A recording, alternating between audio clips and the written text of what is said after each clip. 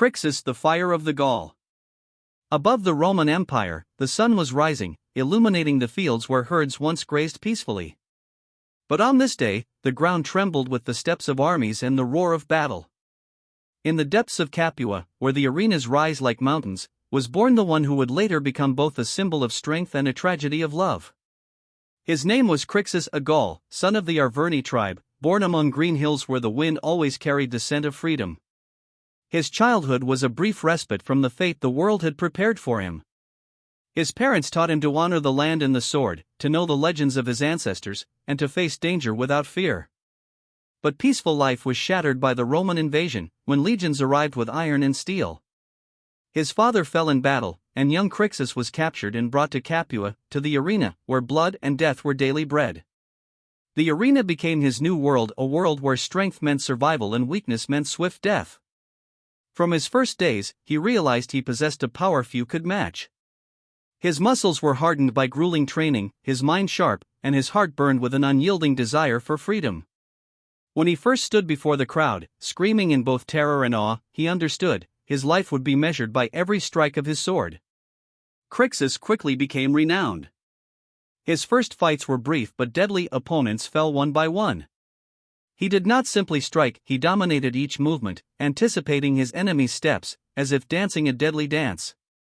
In the arena, he was called the Thunder of the Gauls, and soon Roman commentators whispered of his fury and invincibility. Yet beneath all that strength and rage was another Crixus, a man capable of love. His heart was captured by the slave girl Naevia.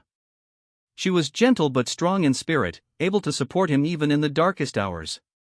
Their eyes met amid the crowd's cries, amid the stench of blood and sweat, and in those glances, a bond was born fragile, yet unbreakable.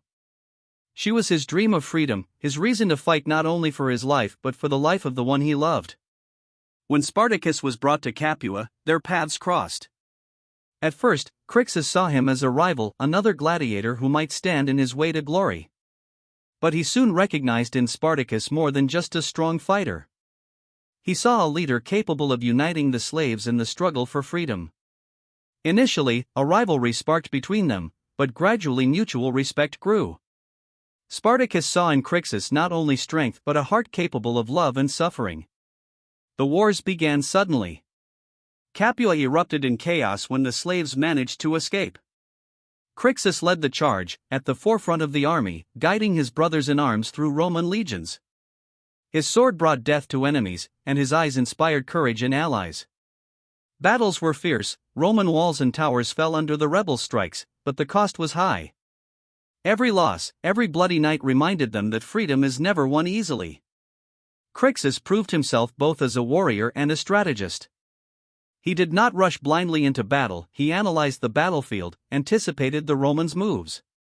His unit became nearly invincible through discipline he instilled among the slaves and the courage he embodied. He was respected as a brother, honored as a leader, and feared as an enemy. Yet love remained his weakness. He fought not only for the freedom of his people but for Naevia. Every battle, every swing of his sword was infused with thoughts of her.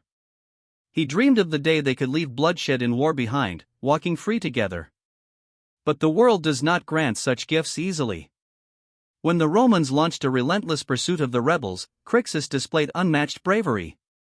He covered Spartacus' retreat, throwing himself into the center of battle, taking blows from swords and arrows alike. His body was scarred, each mark a testament to struggle, pain, and survival. Yet his spirit remained unconquered. In one of the most dramatic confrontations, Crixus was surrounded by Roman soldiers. His comrades were wounded or fallen, and death seemed inevitable. Yet he did not fall. Every movement was decisive, every strike deadly. He fought as if the fire of the Gauls burned in his heart. The enemy could not overcome his skill or courage. But war brings not only glorious victories but bitter losses. Naevia was captured, and Crixus faced a choice: rescue the woman he loved or continue fighting for the freedom of all. He acted with wisdom. Together with his allies, he orchestrated a daring rescue mission that became legendary among the slaves. Every Roman standing in his path felt the wrath of a Gaul who knew no fear. Battles continued. Crixus became a symbol of hope for all the oppressed. His name echoed in marketplaces, in rebel camps, even among the enemy. He did not just fight, he inspired. His eyes shone with courage, each swing of his sword spoke the language of freedom. Yet even heroes have limits. In a decisive battle, he found himself amidst a throng of Romans. His body battled, his heart pounded, but his thoughts were of one naivia. He surged forward, taking blows upon himself, feeling strength and pain merge into a single force. His sword carried death to enemies, and his spirit inspired allies. In the end, Crixus remained a symbol that freedom comes at any price. His name became a legend among those who knew that bravery is not only in physical strength but in the ability to love, fight, and never surrender. His story was passed down from mouth to mouth as proof that even amidst blood and suffering, a heart capable of courage can endure. Crixus lived in the memory of those who witnessed his struggle, those who knew his love and losses. His life was filled with battles, suffering, and triumphs. But most importantly, he left a world where the name Crixus meant freedom, courage, and a heart capable of love even in the darkest hours.